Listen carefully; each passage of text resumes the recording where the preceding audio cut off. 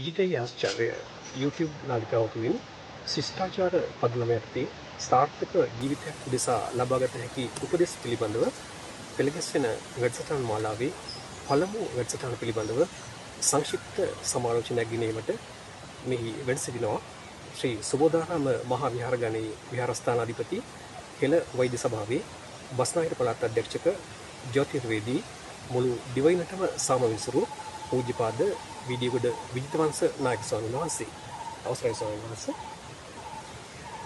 ඔබ වහන්සේ මෙහි පළමු වැඩසටහන තුළින් සිංහල භාෂාවේ සරණ යන වචනය ආශ්‍රයෙන් මනුෂ්‍ය ජීවිතයේ දෙන වැදගත් සංසිද්ධීන් කිහිපයක් විස්තර කරන්නට යෙදුණා. එහිදී තුනුරුවන් සරණ යන්නේ විශ්වශක්තිය ගෙද්දී ඇති ත්‍රිවිධරත්නයේ ආධ්‍යාත්මික ශක්තිය ජීවිතයට ආශිර්වාදයක් කරගන්නා අන්දම ඔබ වහන්සේ පැහැදිලි කරන්නට යෙදුණා. ඉන්පසුව ජීවිතයේ වැදගත් සංසිද්ධි තුනක් වන සරණ මංගල්‍ය, සරණ පාවා දීම, සරණ පාවා ගැනීම යන කාරණා පිළිබඳව පැහැදිලි කරන්නට තිබුණා. ඒ අනුව සාර්ථක විවාහ ජීවිතයක් උදෙසා එකිනෙකාට ඇහුම්කම් දීමටත් එහිදී වචනයට වඩා මනසට ඇහුම්කම් දීමේ වැදගත්කම පිළිබඳව ඔබ වහන්සේ අවධාරණය කරන්නට යෙදුණා.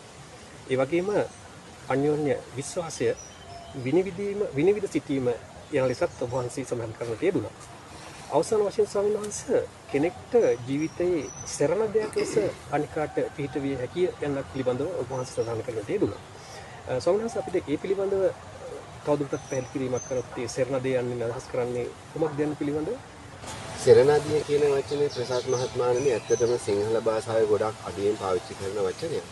ඉතින් සරණාදිය කියන වචනේ අහම්බයකින් තමන්ගේ ජීවිතයට යම් කිසි කෙනෙකු මඟ පෙන්වීම, පිළිසරණක් වීම, එතකොට අවහරණයක් වීම ආදී තැන්වල භාවිතා කරන්නට පුළුවන් වචනයක්. සරලම උපමාවක් වශයෙන් කියනවා නම් අපි පුස්තකාලයකට යනවා යම් කිසි පොතක් හොයන්න. ඒ පොත අපිට හොයාලා ගන්න බැරි වෙච්ච වෙලාවක අපි සාමාන්‍ය ජීවිතයේ රුචිකත්වය නිසා යම් පොතක් අරගෙන ඉන්නේ කියනවා.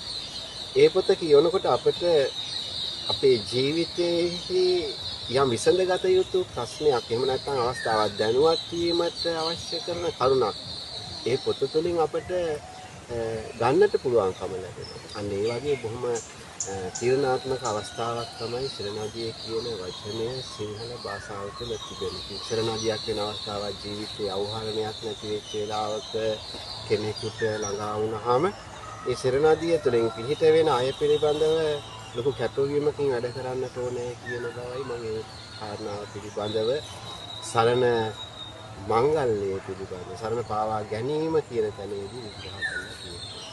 පැහැදිලි ස්වාමීන් වහන්සේ ඔබ වහන්සේගේ නිර්වචනය.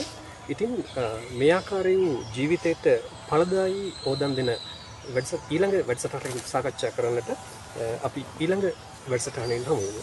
ඔබ සියලු දෙනාට තෙරුවන් සරණයි.